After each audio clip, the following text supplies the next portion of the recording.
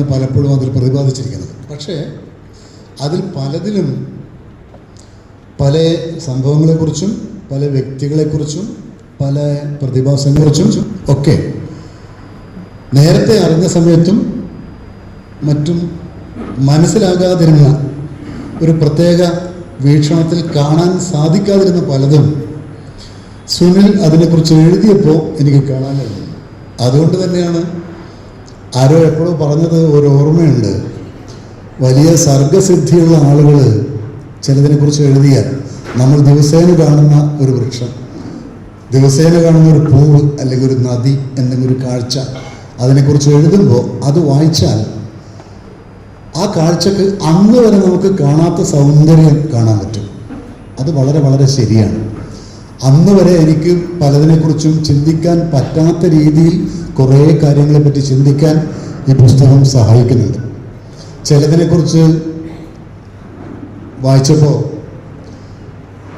എൻ്റെ തന്നെ ജീവിതാനുഭവങ്ങളുമായിട്ട് കൃത്യം അതേ വാക്കിൽ തന്നെയാണ് AP-യെ കുറിച്ചുള്ള ഒരു ലേഖനമുണ്ട്.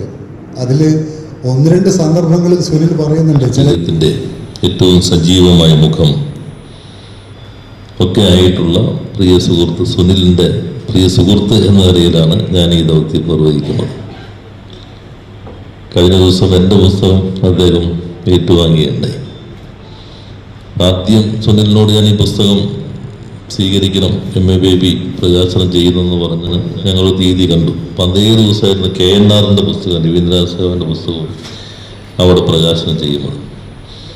പിന്നെ ഒത്തു വന്ന ദിവസം പിന്നെ സുനിലിന് ഒരു ദിവസം ഒത്തുവരൽ കുറച്ച് കിടപ്പാണല്ലോ. അപ്പോൾ അത് വേറെ പ്രഭാഷണങ്ങളുടെ തീയതിയായിരുന്നു.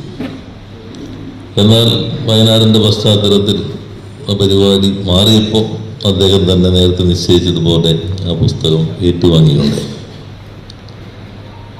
പറവൂര് പുസ്തകം പ്രകാശനം ചെയ്യുന്നതിനേക്കാളും സുനിലിന് ആണെങ്കിൽ എറണാകുളത്ത് എപ്പോഴും ചെയ്യും. പക്ഷെ എപ്പോഴും ഇവിടെ തന്നെയാണ് പ്രകാശനം. ഞാനിപ്പോൾ രണ്ടാമത്തേതാണ് എൻ്റെ മാർക്സിസത്തിൻ്റെ വീണ്ടെടുപ്പുകൾ ആദ്യ വിമർശനവും. MA ബേബി പ്രകാശനം ചെയ്ത ചടങ്ങിലും പങ്കെടുക്കാൻ എനിക്ക് സന്ദർഭം ലഭിച്ചിരുന്നു. ഞങ്ങൾ തമ്മിൽ 4 ദശകത്തിൻ്റെ ഹൃദയ ബന്ധമുണ്ട്. വിദ്യാർത്ഥിയായിരുന്ന കാലം, അന്നത്തെ ബന്ധത്തിൻ്റെ തീവ്രത അത് ജീവിതത്തിൽ എപ്പോഴും നമ്മളെ പിന്തുടരും. വിദ്യാർത്ഥി സംഘടനാ പ്രവർത്തനത്തിൻ്റെ ഒരു അനുഭവം ലോകത്ത് എവിടെ പോയാലും പെട്ടെന്നൊരു വിളി വരും. ഞാൻ നയാഗര വെള്ളച്ചാട്ടത്തിൻ്റെ